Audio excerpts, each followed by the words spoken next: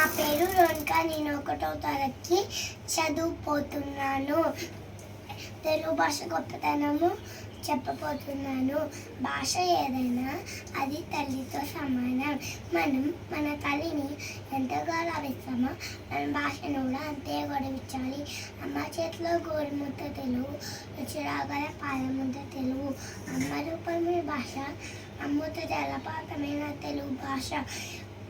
ఈ సృష్టిలో ఎన్నో జీవరాశులు ఉన్న ఒక్క మానవుడు మాత్రమే తన మనసులో భావాలను బయట పెట్టడానికి వాడే ఆయుధం భాష. ప్రపంచంలో 2వ ఉత్తమ లిపి మన తెలుగు లిపి. తెలుగు దేరైన దేశమ్మ తెలియను, తెలుగు వల్లబుండ తెలుగు కండ నిపులుగడ నిలవే భాష, దేశ భాషలను తెలుగు లేసా అని శ్రీకృష్ణదేవరాయలు అమృతమైనగా అనుగణంలో రాశారు. శ్రీకృష్ణదేవరాయలకి ఎన్ని భాషలు వచ్చినా తెలుగు అంటే అభిమానం. తెలుగు భాష చాలా చరిత్ర ఉంది. తెలుగు భాష గొప్పతనం తెలియాలంటే తెలుగులో మాట్లాడాలి.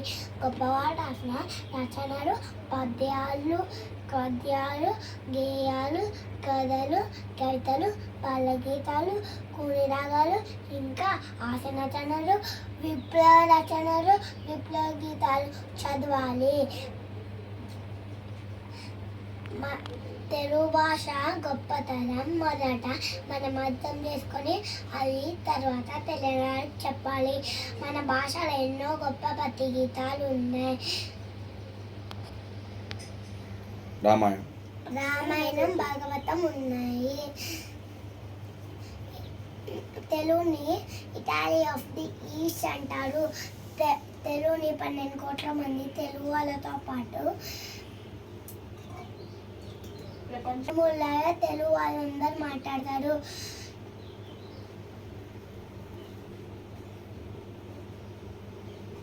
తిరిగిన పదం నుండి తెలుగు పదం వచ్చిందని కొందరు తేనె వంటిది కనుక తెలుగు అని మరికొందరు అంటారు.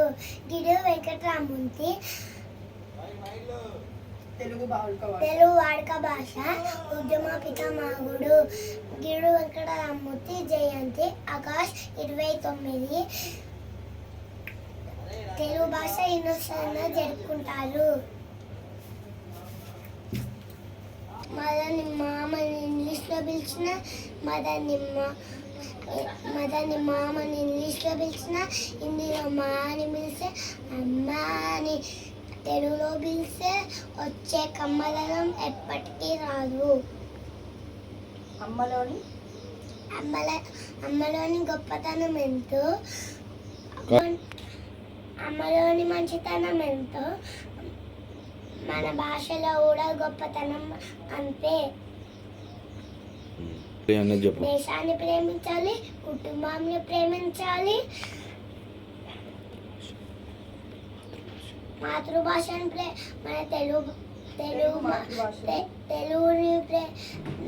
మాతృభాషను ప్రేమించాలి, అభిమానించాలి, గౌరవించాలి.